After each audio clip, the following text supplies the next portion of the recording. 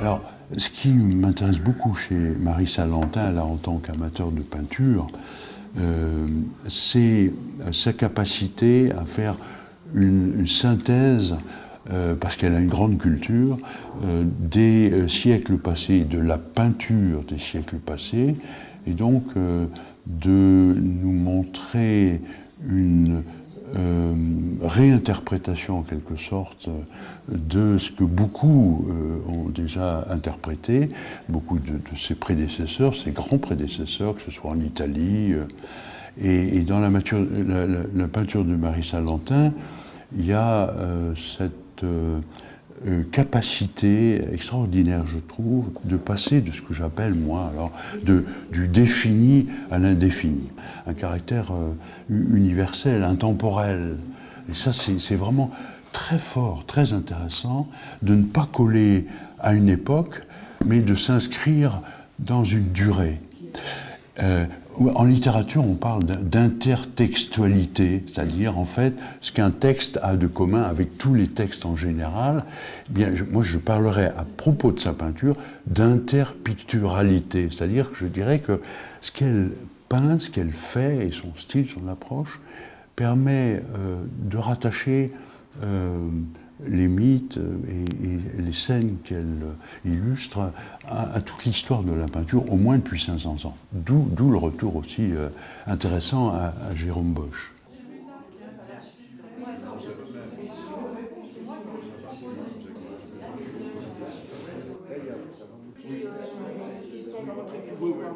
Moi, ça m'intéresse beaucoup parce que c'est hors du temps, et l'impression, elle est forte.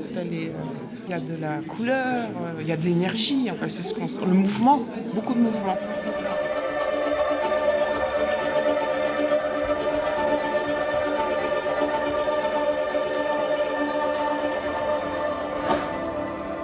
Effectivement, affrontement, mouvement.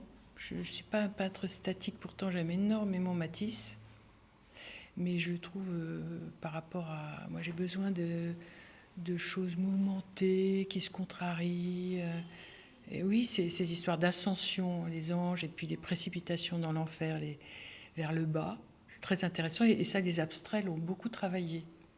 Ils ont beaucoup travaillé ça. Ce qui est léger et ce qui est lourd. Avant, on travaillait les rapports colorés, les rapports de valeur. Mais eux, ils ont travaillé des choses très physiques. Ce qui est fluide, ce qui est épais, ce qui est lourd, ce qui est léger. C'est très intéressant. C'est des rapports supplémentaires que les modernes ont apportés. C'est pour ça qu'on ne se répète pas. Il suffit de faire des mariages entre ce que les anciens ont trouvé, ce que les modernes ont trouvé. Je suis un peu étonné par rapport à sa recherche, son vision, son regard dans la peinture. Ça me touche beaucoup. Elle a interprété à sa façon une sens de contemporain. Elle a utilisé tempéra avec de pigments. Elle a arrivé de trouver une harmonie de couleurs. En même temps, c'est la mystique. Elle apporte un message de la source. Voilà, ça me fait très plaisir de voir qu'il y a de la bonne peinture et qui soutient un discours poétique. C'est déjà beaucoup. Le travail de l'artiste est très intéressant dans ces formats comme celui-là, par exemple, où elle arrive à donner un grand espace dans des petits formats. Et je trouve que là, c'est un travail tout à fait particulier et j'aime l'esprit de son travail.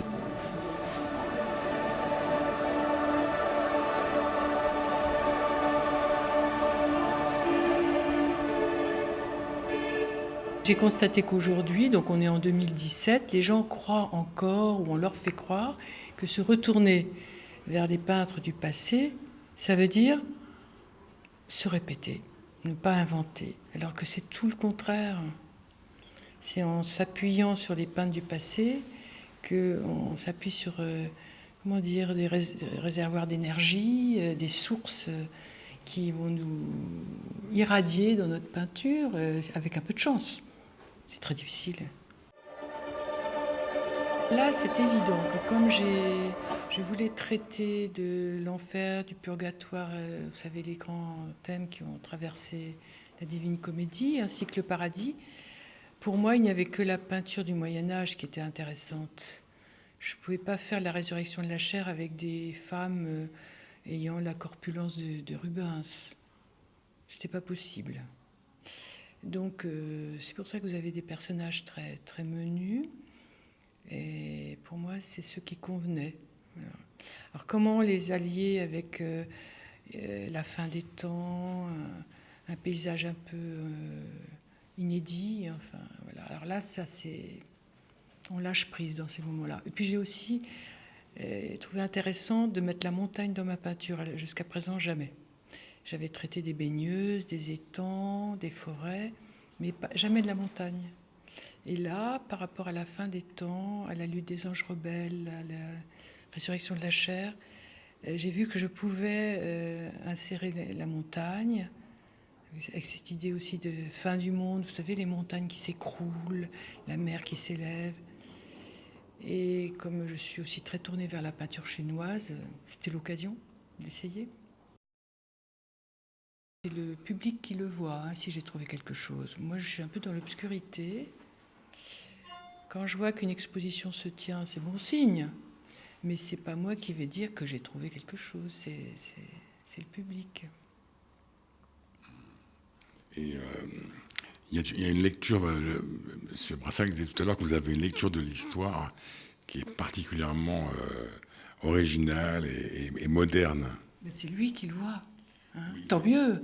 Moi, je lui, il voit ça dans votre œuvre, justement. Eh ben, c'est vrai que je tente de ne pas casser le lien avec la tradition, de lui donner au contraire une vie, quelque chose qui soit joyeux même dans des thèmes très lourds.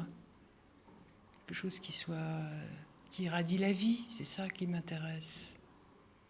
Alors quand Pierre-Jean Brassac, qui voit le pont entre le moderne et l'ancien, et c'est exactement le grand écart dans lequel je suis. Hein, après, chacun se débrouille.